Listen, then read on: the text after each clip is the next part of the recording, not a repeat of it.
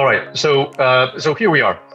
So there are a few laboratories around around the world that build what I call teen and adult size humanoid robotic systems. One of the reasons is that dealing with heavy distal mass, and I'm talking here about mechanical concepts. So my talk is going to be it's going to swing between vision-based, I mean the larger vision of robotics, and as well as going into controls and mechanical concepts. So I was talking about the heavy distal mass of systems like humanoids. It creates complex transmissions and heavy gears that make it awfully difficult for people that are new to the field to develop research with these complex systems. So on the other hand, we are being exposed to a revolution in legged robotics. Building a small size quadrupedal system, for instance, is not much more difficult than purchasing outrunner motors and sticking them together. This is really the economies of the scale in legged robots. It has changed dynamically because of the access to low cost hobbyist actuators, all sort of an ecosystem of amplifiers and embedded systems. And then, of course, all the tools that we all are enjoying in terms of from open source low level communications, EtherCAT master, for instance, to the ROS ecosystem as well, and to libraries from about every research that you can imagine that are available nowadays online. But humanoids, to me, is not only about walking or manipulating. It's about emulations of the human body and studying ergonomics and other human factors. It is about emulating the human physiology, what do we feel, and about emulating our social behaviors. So we can imagine humanoids being tools that we can use them, for instance, for testing exoskeletons without having a human first, before we use a humanoid with an exoskeleton, while the humanoid can emulate various impediments, movement impediments, neuromuscular diseases, and all of these can be quantified, and it can increase the productivity of designing exoskeletons. Or humanoids could become pedestrians for testing autonomous systems, or they could emulate patients in a health setup under critical conditions. This is, to me, a little bit of where the humanoid track of research is going. Perhaps the legged manipulation has a justification, and I'll show you some videos of things that we've done. But then at the same time, humanoids are competing with quadrupedal and hexapodal systems that they are lower cost because of various reasons. As I mentioned before, one of them is the mechanical transmissions being much less complicated in quadruped. So we have to find where the humanoids need to find their justification. So when I finished my PhD a long time ago, I had worked mostly in simulation environments related to control of humanoids. They were not as widespread as today. And I felt that I hadn't really accomplished my full potential.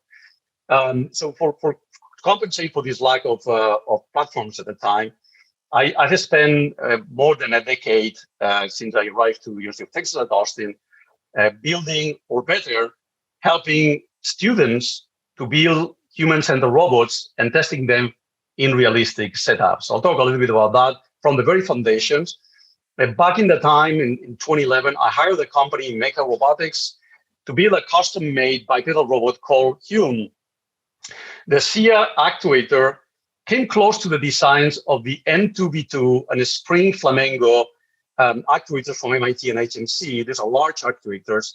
It's in essence an in-running motor. These are classical cylindrical motors driving through a belt, a ball screw here, and who screws a carriage that is attached to spring-loaded devices.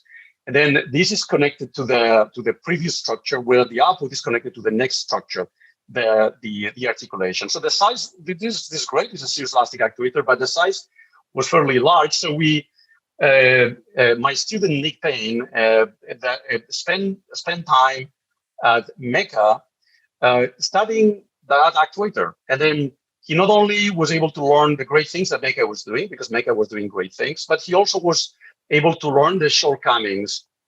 And then we came up with this new design, which we still have an in-runner motor, a belt, but now the belt drives the ball nut, and the belt nut, the screws in the ball nut, and then it moves in and out in this piston-like drive. And now we have here the preloaded springs and this floating ring that attaches to the previous linkage, and the output attaches to the next one. So we have this spring-loaded effect that provides shock absorption as well as forward measurement. But what is remarkable here is that by doing that, we save a significant portion and weight of the size of the previous design from MIT and AHMC. So you can see here more than half the size for about the same traveling range and the same power density. And this is a significant gain on efficiency and power density for this actuator, right? You can see here that the traveling of these other actuators, you need to account for the entire rod. Here, these is carbon fiber rods, and the screw is incredibly large. But in here, it tucks on the back, and that provides this kind of significant savings. So as Nick, my student, put it back in the time, the actuator weighs the same as a pineapple, can lift a bear, I guess a young bear, and it can sense the forces of a sparrow landing on the bear. It can lift the bear what is called with intermittent forces, so about 3,000 Newton, and it can lift a human with continuous forces, about 1,000 Newtons, for a weight of 1 kilogram. So that made the UTC, we call it the UTC at the time, in 2013, it became a success within our communities. And the fact that we really hadn't talked too much about it, but then through word of mouth and other interactions we had, within months, the UTC seemed to be everywhere. NASA started using it for rehabilitation in the exoskeletons and other rehabilitation systems. The Institute of Human Machine Cognition in Florida, HNC, started using it for the exoskeletons. They have a strong exoskeleton program. In China, I spent time in Shenzhen and back in those times, and they started employing it for using force control actuators for manufacturing, and in Korea for sport training systems for some of our colleagues. And that was a strong success. Again, I'm putting here the emphasis on the students because this is really the main product of our laboratories, of our academic laboratories, to create world leaders. So here are test beds that Nick built with various configurations. On the right side, you see two versions of the UTC with an output linkage. One of them has no springs. It has a strain gauge, and the other one has springs. The springs, again, provide shock absorption, decouple the reflective inertia, so it provides two layers of safety, shock absorption and decoupling of these large inertias due to the reduction, the VO reduction. And then on top of that, it provides a low-pass filter that it provides much better measurements of the forces sensed with the spring. And here, although we have a strain gauge, we have much more noise because we don't have this natural filtering of the spring. So both of them, comparison, benchmarking is very important. We developed springs, metal springs, and then later on also viscoelastic rubber springs ourselves, and that allow a wealth of, and we also develop all the embedded systems and all of the interfaces with the compute, and that allows sort of a full stack embedded and mechatronic system development back in the times. And that was a success. It was soon we started collaborating with HMC and NASA, and then the X1 Mina exoskeleton incorporated these actuators for providing ankle actuation that was missing in the first designs. It was incorporated in astronaut training systems in a space where we're sensing the forces, the human forces, and then we're able to perform different types of rehabilitation and exercising routines with the same actuator. And at a certain point, that kind of caught momentum, and NASA Johnson Space Center hired us as part of a very large team to build a Valkyrie humanoid robot. So you can see details of the ankle actuator inspired by the UTC of our laboratory. And you can see a very similar design. And now is a golden coated, which is great. But you see the springs, in this case, different springs with different stiffnesses, but the same concept of, in this case, is a hollow motor. So the ball nut is inside the motor itself, is even more compact. A great delivery of mechanical systems by NASA JSC. And that actuator was used not only for the ankle, but also for the torso. We participated in many different stages of the Valkyrie program at the mechatronic level on this helping on the design of the rotary actuators, achieving the larger impedance performances that we could achieve both at the low level for compliance and at the high level for position accuracy. And also we participated in whole body controllers through a collaboration over 15 months, and then later on extended until this year that we've been continue collaborating on making this program a success. So kudos to NASA and to everybody involved in this long-term humanoid project that has defined a lot of the things that my lab has been working on over the years. So after these explorations, Nick and I founded a company in early 2016. Tirtha and Paulo were talking about how important is entrepreneurship, moving towards TRL levels, technology and readiness levels that are higher, and academic and nonprofits can help to become integrators. But then, of course, also for-profit startups can help to create products and create economies of scale, and Aptronic was precisely that kind of effort. It's a company about 5 years old. And one of the ideas has been to develop, at the beginning, the idea was to develop complex prototypes that academic laboratories could use. When you go to academia, creating a very complex robotic system, perhaps with, more than 4 or 5 or 6 degrees of freedom, is normally outside of the scope of many of the students. Since the students have a pressure to finish on time and on working on theoretical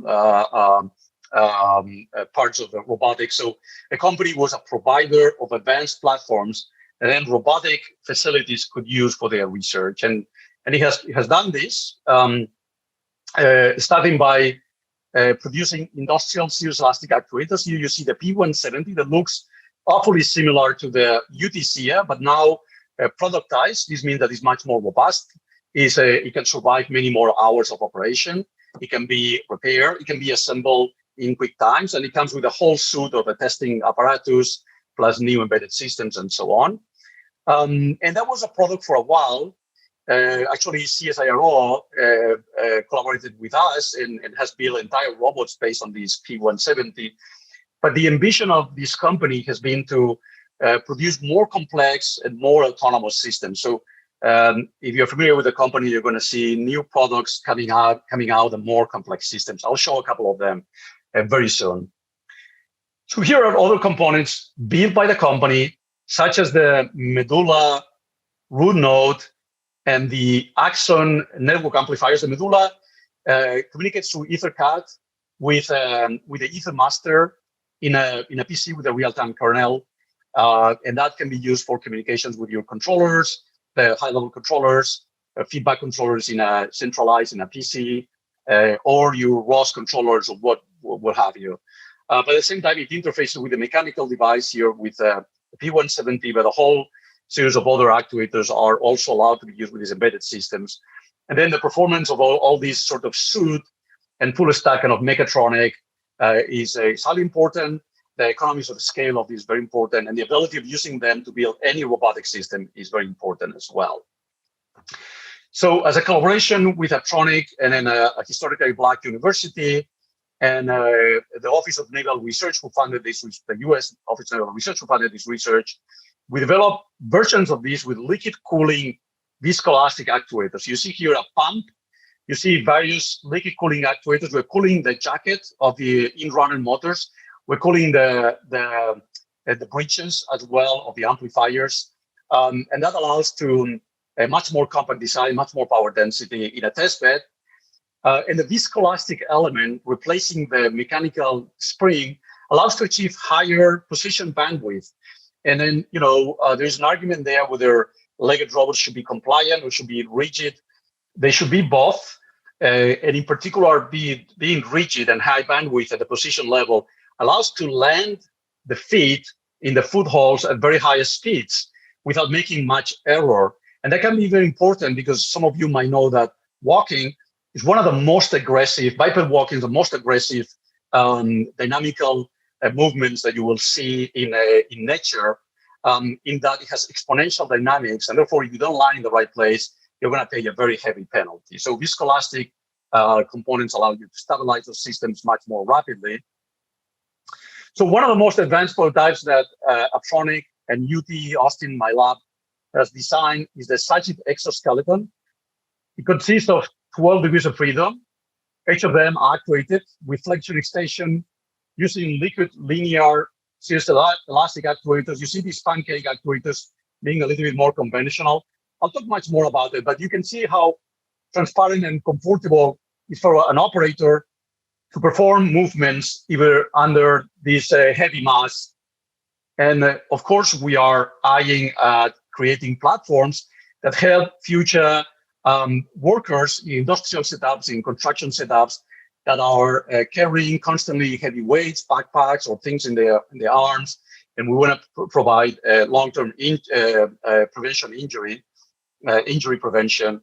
And as well, similar technologies could ultimately be used for health applications and rehabilitations. But we've really been focusing on human augmentation. So going back to the students, Nick is shown here back in 2013, and now he's the CEO of his company. And he's running a fantastic operation. You can see on the back, Rob Ambrose. He's the head of robotics at NASA Johnson Space Center, and you can see Aaron Ames, who's also a great roboticist in the US with Valkyrie back in the time. So building an advanced skeleton enable our laboratory here to perform studies on human augmentation, emulating technology providing technology to mitigate injury for industrial and logistic workers. And switching now to another student, Greg Thomas, who finished recently his PhD and performed extensive investigations on strength augmentation, measure as the reduction of not only gravitational load, which means gravity compensation, but also inertial ranges on the human body. This means that as we move faster, the inertial forces, if you use kind of D'Alembert principle, they become higher, become proportional to accelerations, and those need to be mitigated by feedback control processes. So here's a recent publication that is now under review that great work on.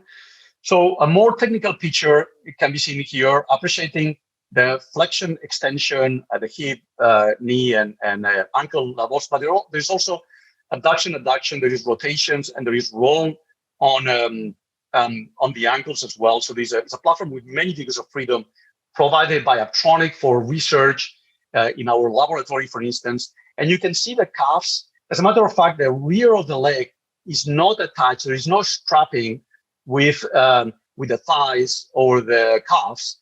The only strapping is with the boots, with the shoes.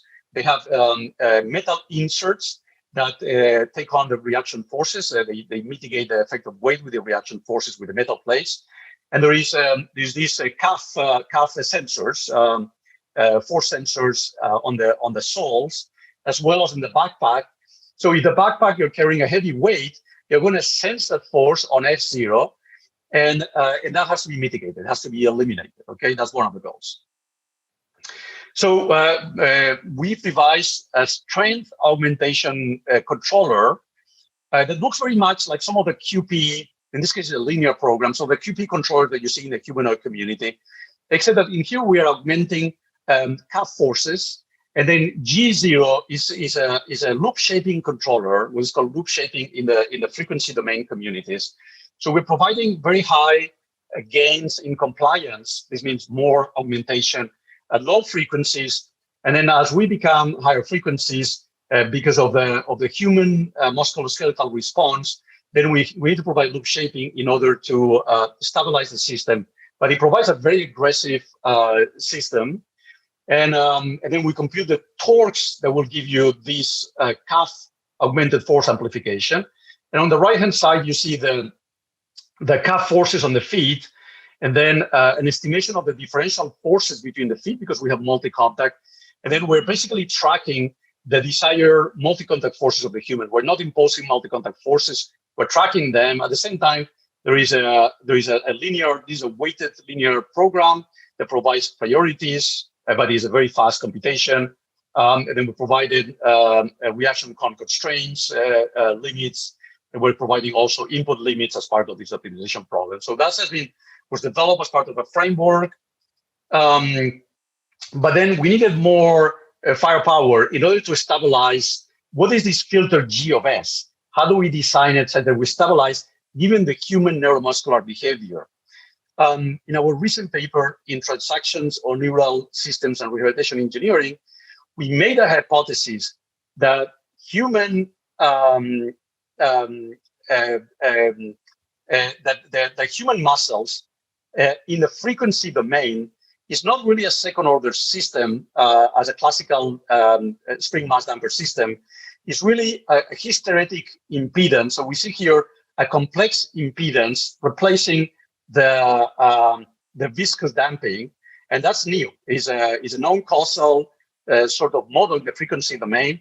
To find a causal temporal implementation of that, you need to implement a switching controller. Is really exciting research that we got recently accepted in control systems letters. But in essence, it provides a hysteretic stiffness. You can see here the two stiffnesses, and then we switch between the two of them according to the velocity and the position of the joints.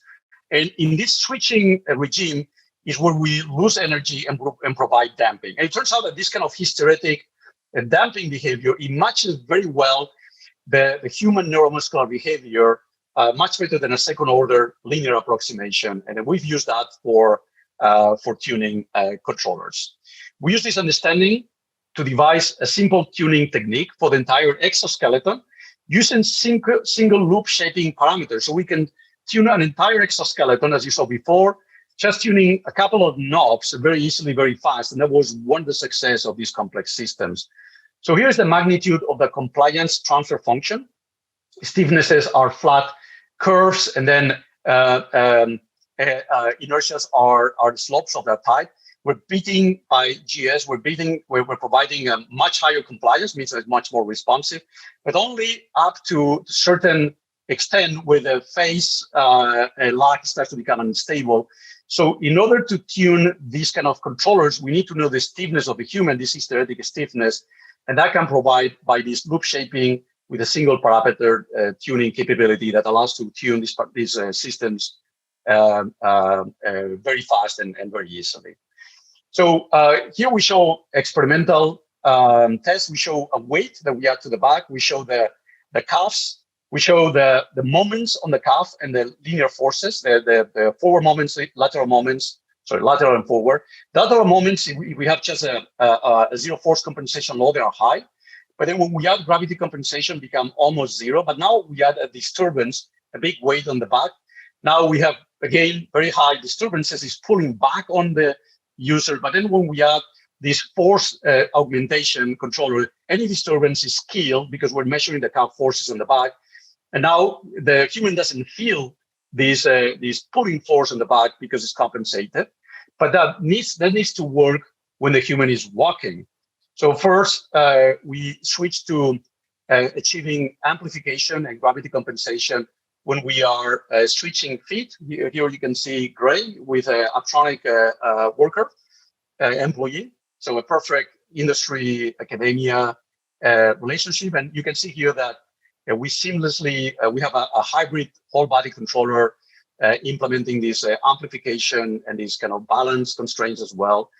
And then it works pretty quick, and you have to trust me here, is reducing the amount of pull that somebody feels because of the high weight, so the person doesn't feel too much of his weight. As a matter of fact, the exoskeleton weighs 100 pounds, but is fairly straightforward for the person to still keep moving. And then we tested that in a much more realistic setup.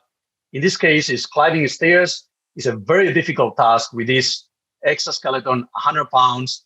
It doesn't have exact kinematics of human body. So this is quite an accomplishment for the whole team here, and for a student of a lab to almost conduct all these theoretical developments on his own. So kudos to everyone on this project as well. So let's switch to a study on reactive locomotion. So again, after my PhD more than a decade ago, I was very worried that most of my work had taken place in simulations. And so I started really a spree of building robotic systems. And soon I found out that it was much more difficult. And in particular, I found two key challenges that probably everybody here is going to relate. One is the cost of building humanoid robots. It's a tremendous amount of cost of building them, repairing them, using them in persistent experiments. And it's really a burden for small laboratories like mine, for instance. And the second one is the need to handle and model, control, and sensing disturbances. So there are disturbances, non-linearities at all levels, from kinematic disturbances to contact disturbances, to the IMU disturbances, to the controller themselves, the performance, to the choice of the sensors. And that's a very heavy weight on laboratories performing this research. So as I had mentioned, I had hired Mecha to build a robot on the left side, but it was by no means optimized for performing dynamic biped locomotion. So after a couple of years of developing algorithms, it was clear that the hardware was heavily limited. In particular, the IMU, the bias and the drift was not good. So we decided to switch to a STEAM 300, a Sensor STEAM 300.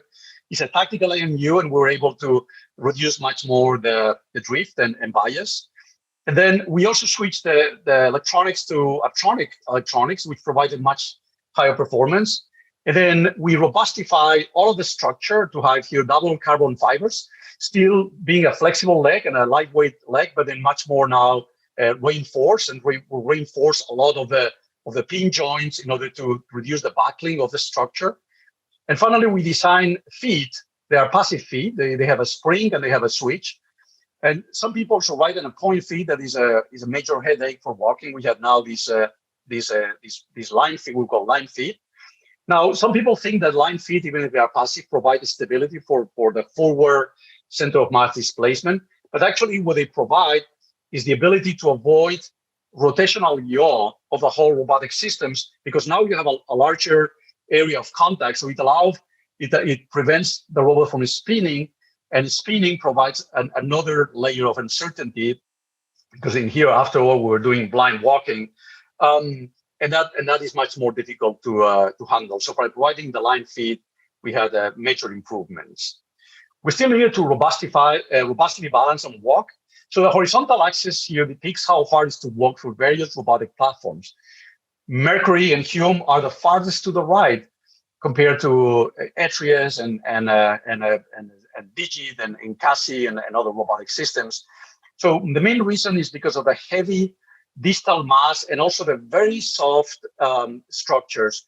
So we have very heavy distal mass. So these are by no means a near ideal point fit system, and the angular momentum disturbances end up being pretty big. So we decided to conduct a stability analysis.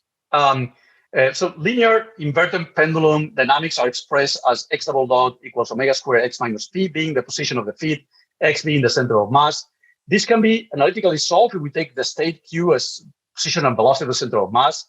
And then it has this analytical solution depending on the foot positions.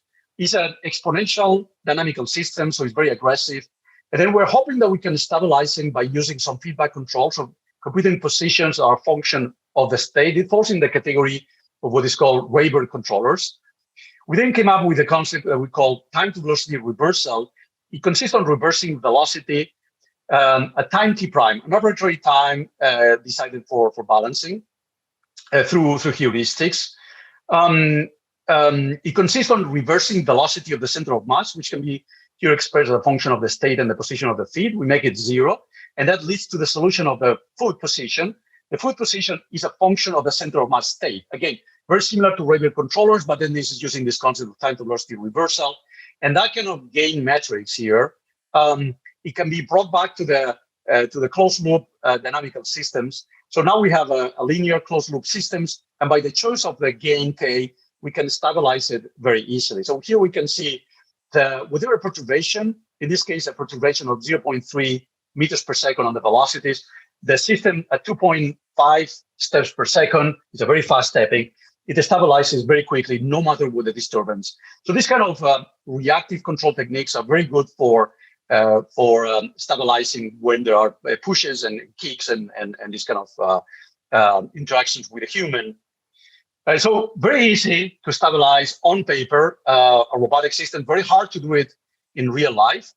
The reason is because we suffer from mechanical buckling because of the soft structure and the state estimation errors. Here they are depicted by eta. This is the error on landing the foot position. We don't land it where we want because of mechanical problems and control problems. And delta is the estimation, kinematic uncertainty and IMU uncertainty. This is our feedback controller. What we did is that we created a two-step Lyapunov-based contraction map, and then it can be solved, and it yields to this second-order bound on the state. And if we solve it, it gives us a ball of uncertainty that it depends on the eta and delta parameters. This is how what is the impact on the state space due to uncertainties on the controller and the state. So here we show the state space in here. The blue ribbon defines the disturbances where the robot center of mass can recover. If we are anywhere in this blue ribbon, we recover. This is computed provided kinematic limits. We cannot swing the leg infinitely fast, and there is also joint limits as well. So the red ball is what happens, the uncertainty, if your IMU and if your foot landing uncertainty is 4.5 centimeters. This means that you land the foot continuously with errors up to 4.5 centimeters from the desired landing side, and then with uncertainty of 3 centimeters of the center of mass state. So it covers areas in the white region. So this means that we can be anywhere there, not inside the blue ribbon. So we're going to fall very easily. But now if we design a controller that lands the foot at these fast speeds with 1.5 centimeter errors, where in this blue ball, there's a ball of uncertainty. We don't know where we are, but we are inside the blue ribbon. So we're going to recover from it. And also the state estimation uncertainty has to be from 2 millimeters. So that was a key turning point for us. By doing this uncertainty analysis, it didn't mean that we could stabilize the system, but it meant that we could go back to the hardware. We could rebuild it. We could change the IMU, the choice of sensors. We could make much improvement in the controllers, and then we could now stabilize the system, something we couldn't achieve before. We still had to, the third challenge, to land the feet as accurately as possible. So before knowing the uncertainty bounds, our whole body control architecture, consisting of inverse dynamics, you might be familiar with whole body controllers, followed by a low-level torque controller. But low-level torque control removes passivity. Also, we have non-collocated torque controllers, which is normal for many robots. So it's very hard to achieve high precision landing with this kind of non-full state or cascaded controller. In contrast, Atlas avoids this problem on torque control by eliminating torque control using inverse dynamics, an integrator, and then a collocated joint controller, and then using the inverse dynamics as feed-forward. That is a more successful, but we couldn't use the Atlas controller because Mercury is a very flexible robot, so it doesn't really apply for various reasons. We decided we'll rely instead on a solution that will rely on inverse kinematics with explicit integration, and inverse dynamics, a stage for feed-forward, and then other changes that would improve the overall performance. So here is the final whole body control architecture that we use: an inverse kinematic stage with a collocated controller, and an inverse dynamic stage that allows us to switch contacts very smoothly and provide a feed forward. And that was this really heuristics of trying control architectures, but then that was the most successful controller. Dong-Hyun, the students, again, the star student for this project, started here in December 2017 to apply this controller with relatively poor results, only achieving 4 steps, maximum stepping. 6 months later, he was able to achieve 35 to 50 steps. Again, very slow progress, but nonetheless steady. And suddenly, just a month and a half afterwards, there was this breakthrough. The robot could be now completely left out, and he was, without any support, was able to stabilize itself. It would even handle large disturbances, and then recover from those. It was one of our happiest days of achieving these results. And you can see here everybody having fun with this capability with a robot that in first place was not really designed for this kind of high performance. And more research here performed by Dong-Hyun on achieving walking. This robot cannot really turn, but it can move side to side, back and forth. It can handle the various disturbances. It can even walk in rough terrains with very simple algorithms. And then, again, walking algorithms are easy, but then providing the hardware and providing this kind of uncertainty, and then the control architectures and the estimation policies and the choice of sensors would make this successful. So, again, very happy to see this that took place in those times. So this brings us to the last topic for the talk. I know we are running a little bit approaching the end of the talk. So a couple of years ago, another of my students, Stephen Jorgensen, as part of his NASA fellowship, he was interested in efficiency and safety of humanoid robots. In particular, as robots become lighter, they have smaller motors, and that poses thermal problems. So we decided to conduct a system identification where we obtained analytical models to predict temperatures, and we created a map of contact as a function of the contact state, not as a function only on the effort, but of the contact state. As we change contact, the thermal properties of humanoid changes, and we try to mitigate those problems. So here is the prediction of temperatures for actuator effort, including contact phases. So this purely open loop, just based on effort over hours, and we're predicting a temperature of our bridge, which is the amplifiers, and also our motors with high accuracy. That was used for loading. My apologies here. Here we are loading the robot, letting it hit for one of the feet, and then suddenly, autonomously, the robot had to find a control policy that it cools down the actuators as rapidly as possible. So you find an optimal control policy where it switches one seat to the left leg, and then it allows the right leg to cool down. And then after a while, it has to cool down also the left leg, so it goes to the 2 feet. And that was compared to policies where it based on minimum effort, and the gradient, the rate of cooling was way higher for these considerations with thermal properties. More importantly, that research with my student at Johnson Space Center led to even further research on the integration and field experimentation of a Valkyrie performing odometry, localization, and motion planning as an integrative project with a sponsor, the Combating Terrorism Technical Support Office, in removing bombs from a vehicle and producing kind of these long-term autonomy capabilities.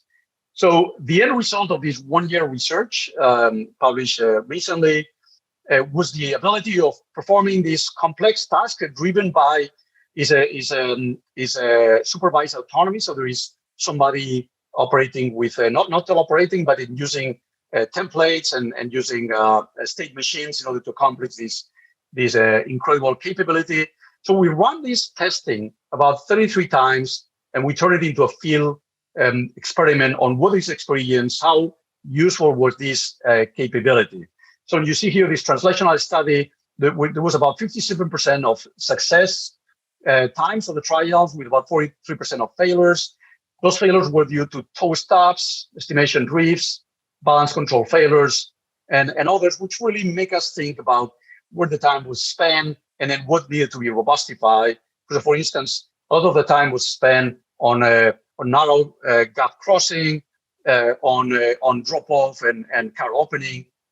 And those are things that certainly need to be improved over time. So more recently, we've taken this research into local manipulation. In this case, we're just providing controlling humanoids is a very difficult process.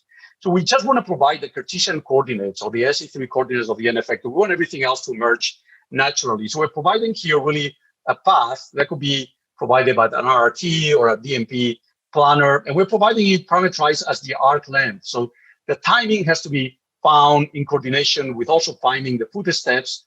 Balance for any candidate foothold solution. It can be computed center of mass trajectories by some of the off-the-shelf methods.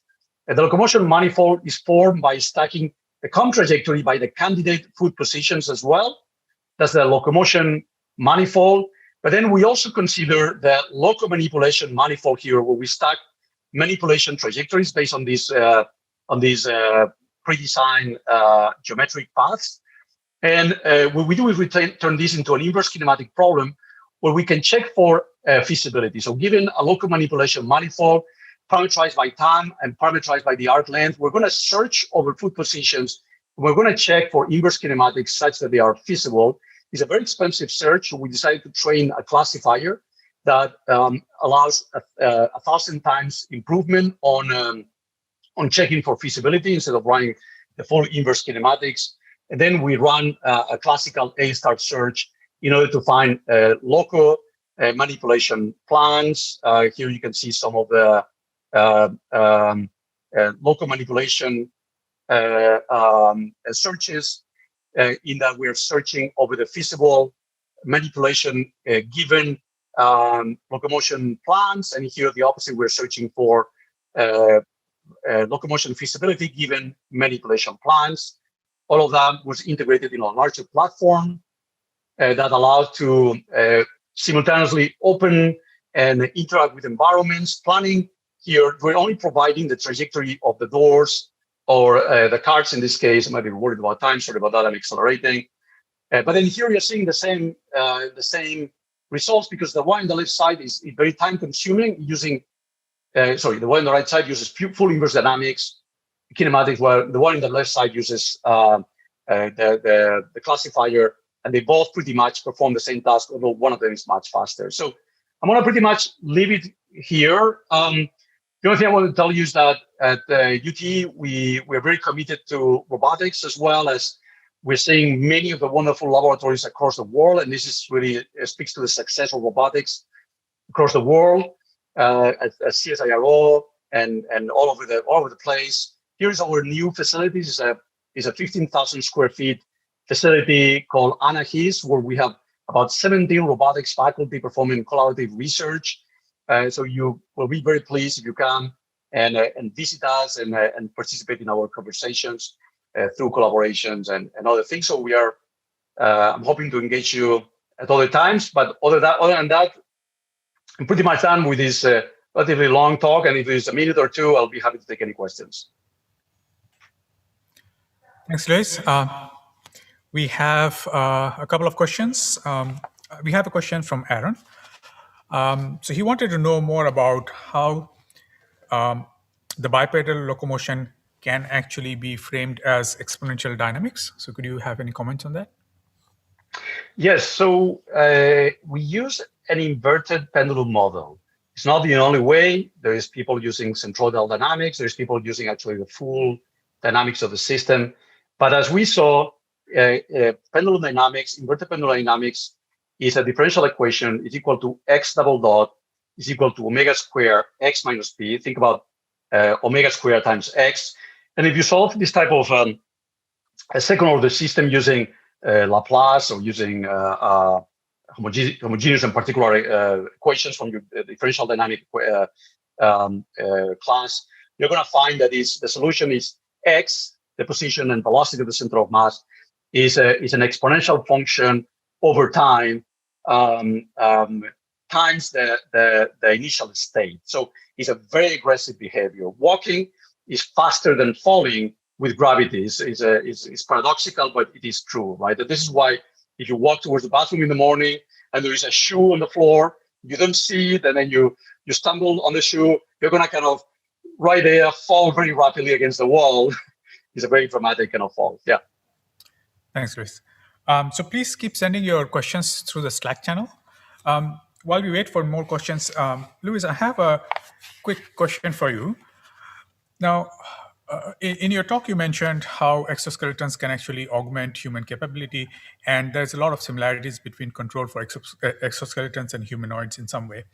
I was wondering if you could mention your thoughts on how does the uncertainty of human behavior gets captured and resolved.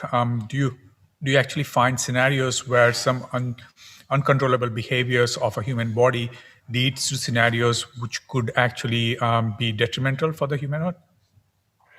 Absolutely. That's one of the reasons we mentioned at the lowest level, the human is sort of a reactive impedance behavior, just like any mechanical system, and it has a phase lag at low frequencies. That's why it's not exactly a linear system. It's a kind of this nonlinear hysteretic damping. So that has to be accounted for. The kind of the reactive co-contraction behavior of the human at high frequencies.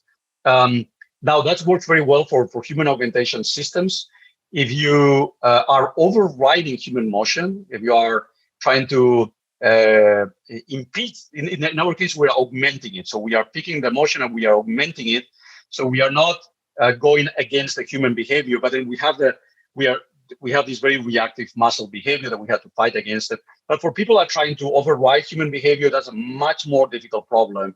And there are other states of the human, other physiological states like stress, fatigue, and even sort of, kind of inverse reinforcement learning kind of behaviors where you need to find what the goal is of the human, and co-adaptive behavior needs to be taken into account. It's a hot area. I'll be happy to talk any other time. But thanks, Tirtha, for the question.